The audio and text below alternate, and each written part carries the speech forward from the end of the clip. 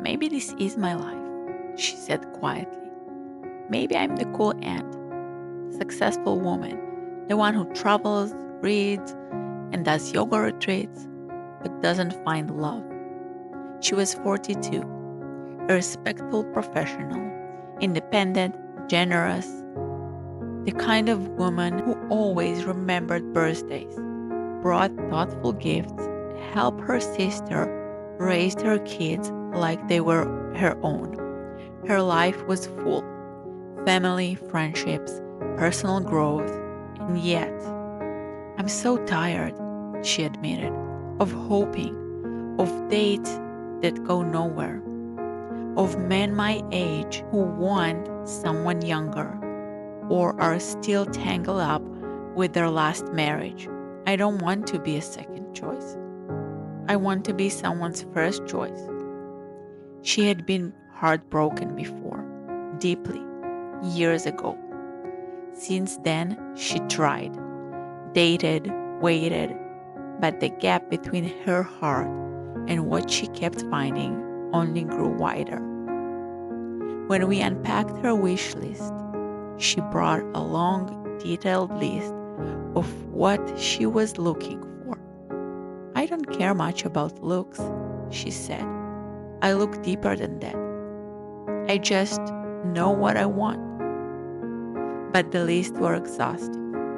Specific features, accomplishment, lifestyle traits. As we explored it together, I noticed it reflected more about her desire for safety than actual connection.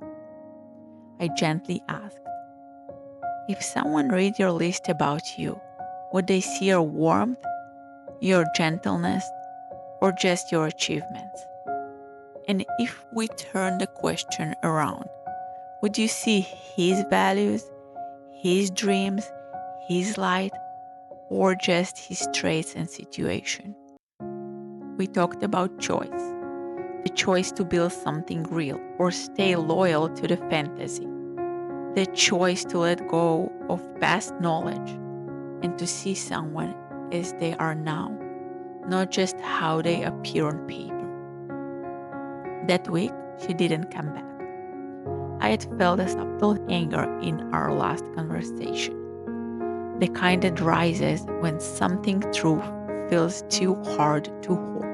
When she returned weeks later, she told me, I get headaches after our sessions. It's emotional. I think I was mad at you. I didn't want to admit that maybe I was part of the problem. I thanked her for her honesty. We didn't rush, but over time, she began to ask different questions.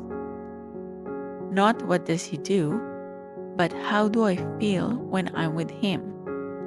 Not is he my perfect match, but do I feel safe, seen, and supported? We circled on her core values: trust, presence, emotional equality, warmth. She began to let go of the checklist and open to the experience. She even went on a date with a divorced man, something she had long avoided. I always thought divorced meant broken, she said later. But he was kind, honest. We had real conversations. I was surprised by how seen I felt. It wasn't about lowering standards. It was about shifting the focus from what he had to what they could build together, from the fantasy to the real. She started dating again, not as an act of desperation, but as a quiet act of faith. A few months later, she met someone, a man who didn't check all the old boxes, but who showed up with presence, humor, humility, and care. They built something strong, soft, real. And not too long after, the chapter she thought had closed quietly reopened, and she became not just an aunt, but a mother too.